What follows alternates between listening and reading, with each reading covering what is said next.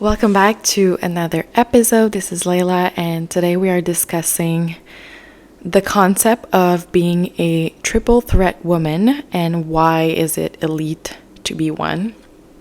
When I first started to understand this concept, that was actually an eye-opener for me because it explained so many things that happened in my past that I didn't have answers to.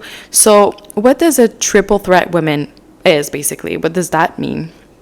So this is a woman who has physical beauty, so she's attractive, she is smart, and she's also kind, right?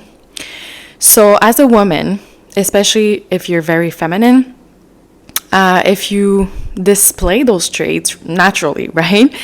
And you work in corporate America, for example, as soon as you enter the room, for most people, the majority, so it's only other women like you that don't see you as a threat, but women that either lack self-esteem, because maybe they have those traits, but they just don't see it in themselves.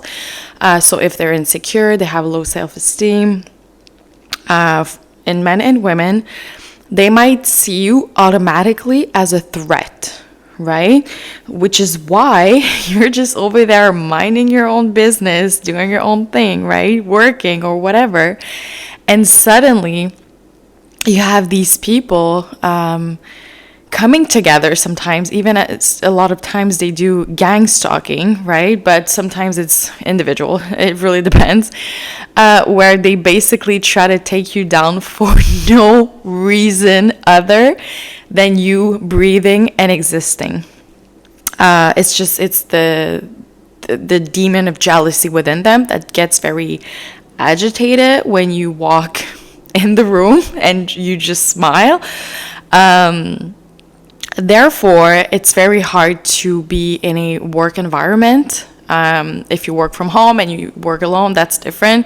If you're self-employed, that is the best solution possible, because you can then avoid all these situations where you get attacked for no reason.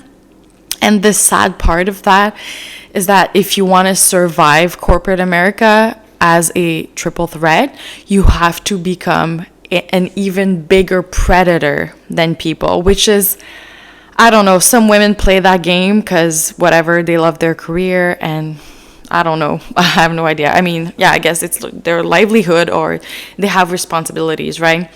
So they have to play that game, but they have to become, like I said, an even bigger predator, because it's almost like you're back in the jungle. It's like you're either the prey or the predator. There's no other option. And I know it sucks because it's just, I don't know, for me, it's just stressful for no reason to like even sit and think like, how can I take down this person to like keep my job? It's just, personally, I prefer just work for myself and have providers on top of that, and just, have all the good things and not worry about people attacking me all the time, because it's very draining. And to become a predator for me, I don't know, like to become this like really mean girl. Yeah, no, especially if you have to do it for like 40 plus hours per week. No. But anyway, to each their own. But this is basically what's happening behind this dynamic. And so this is actually the reason why triple threat women have a lot in common with wealthy men, because they go through the same type of lessons and experiences sometimes in life, because a wealthy man goes through something very similar as well. He always has to like protect himself, he has to like be careful about his, inner circle and friends, because the worst thing that a wealthy man can have is jealous friends, because they can actually, sometimes they can take down your business, but most importantly, they can actually slow you down, because they can falsely report you to the IRS and do all these kinds of like attacks basically to to stress you, to slow you down. It's not fun for anyone to go through that. Even if you don't have anything to like worry about at the end, because you haven't done anything wrong, you still have to deal with all of these personal attacks, basically. They also have to protect themselves against women, because a lot of times there's a lot of women that are emotionally unstable, and for example, if they don't get a text back, then they can falsely report you to the RRS, or they can sabotage your reputation and say things like, oh, this man did this to me, and it's not true. But then it really it sabotages your reputation. So this is actually the main reason why triple threat women love to be in the presence of wealthy men. First of all, they, like 99% of the time, wealthy, successful men really appreciate art. So they really appreciate beauty as well, and all the Venusian qualities of a woman. I have never, it never happened to me, ever, that a successful, wealthy man or established man would ask me what I do for a living. They really don't care, because they actually care about who you are. They want to know what are your hobbies and how they can support you. Like, they're going to say word for word, how can I make your life better? How can I support you? Where do you need help with? What do you need help with, basically? And so there's this frequency of elite, and I know some people don't like that word, but it's just, that's how it is. When you are part of the elite, you are part of a smaller percentage of the population. People that are awakened are also part of the elite, the frequency of the elite. But of course, they have to embody the frequency, because that's usually the problem. But I'm going to do an episode about woke and broke men in another episode, another time. But today is really about the triple threat women. So as a woman like that, you have to be mindful of that. Of course, it's going to make a lot more sense now when you interact with people. There are many different ways you can protect your life as well, by also being more private. I know a lot of women, they love to talk, and especially with other women, it's so, and I get it. It's really fun and enjoyable to meet women that have the same interests as you. But when you're a triple threat woman, other women get really jealous very quickly. So they can do a 180 so quickly.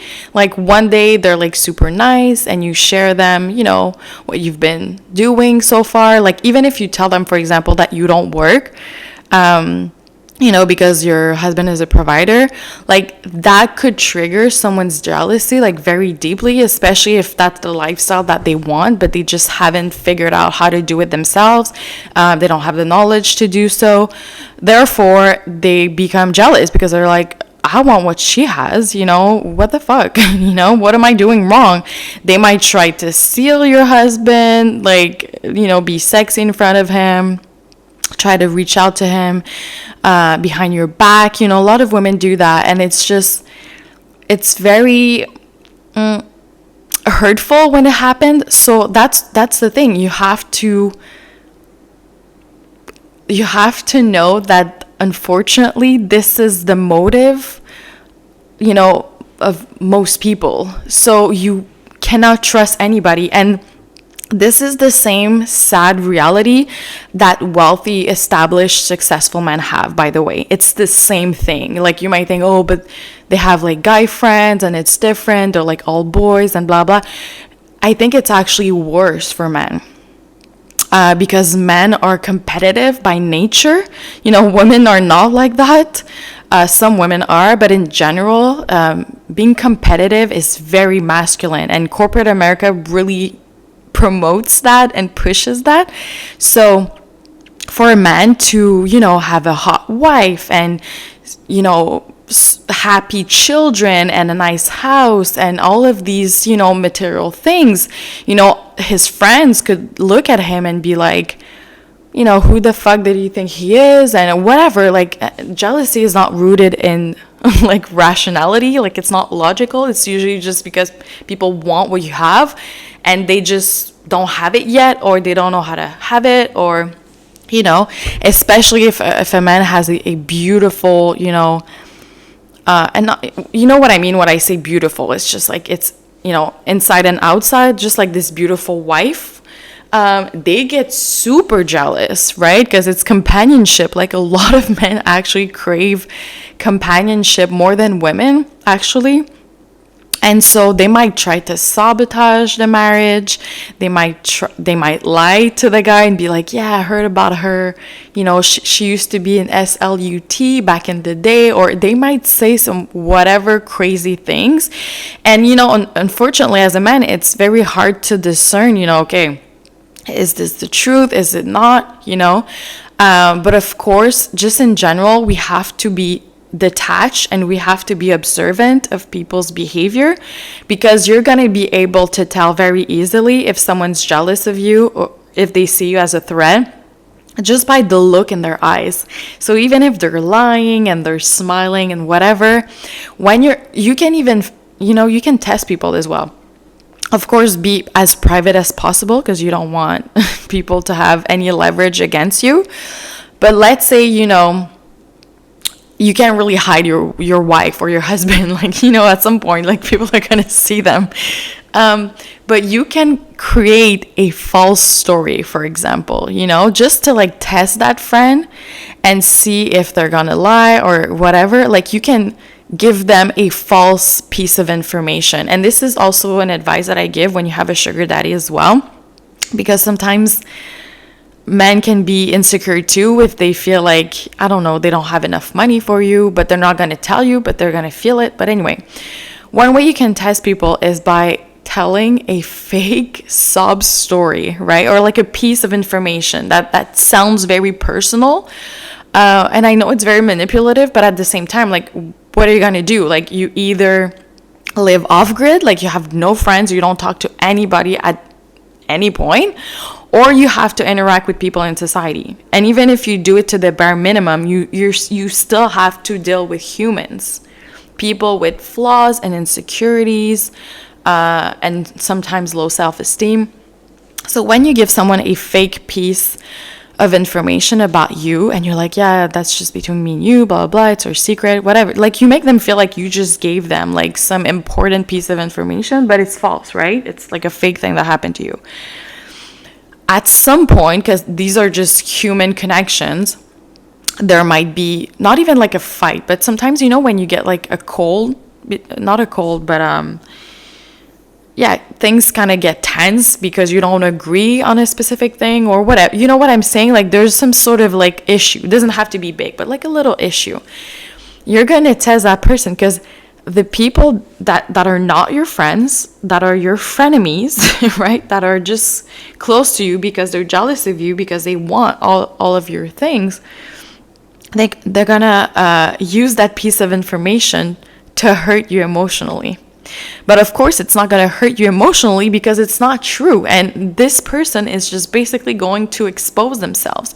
But of course, this is not something that's going to happen like instantly. Sometimes it might take a few weeks, a few months, or you can even, like, if you're like really good at that, you can create a disagreement, not something too big, but just like a small thing. When you use the law of rhythm, you have to do it anyway, right? So you can create a little disagreement, and the mask is just gonna fall. You're gonna see exactly who you're dealing with, But yeah, unfortunately, these are the little things we have to do to protect ourselves. When I guess we're part of something called the elite, which is kind of crazy to me, because in my head I was always separate from the elite, right? I used to like talk trash about them, like probably at the beginning of my podcast as well, like I've always been like anti-institution and I've always been talking about the elite as if it's something separate from me, like, oh, the elite doesn't want people to know occult knowledge and all this information that can, activate their psychic gifts and just make them more wealthy and secure and protected. And so it's so fascinating to me that through this process and through this journey, the biggest epiphany was that I am actually part of the elite. And I actually hang out with the elite, you know? But of course, I do it in a way that's very mindful. People don't know who I am. They have no idea who they're dealing with. I think on a frequency, like we know we're all at the same level. But you know, some people, even part of the elite, some people have a lot of fear and a lot of insecurity, and they're also dealing with childhood trauma. Like, and people have literally no empathy and compassion for people in the elite because they're like, well, you have the resources, so figure it out, you know? But anyway, that's going to be another topic for another episode. But yeah, let me know in the comments. Do you have any questions about this concept? Do you want me to do more episodes about that? And I'll see you tomorrow for our next episode.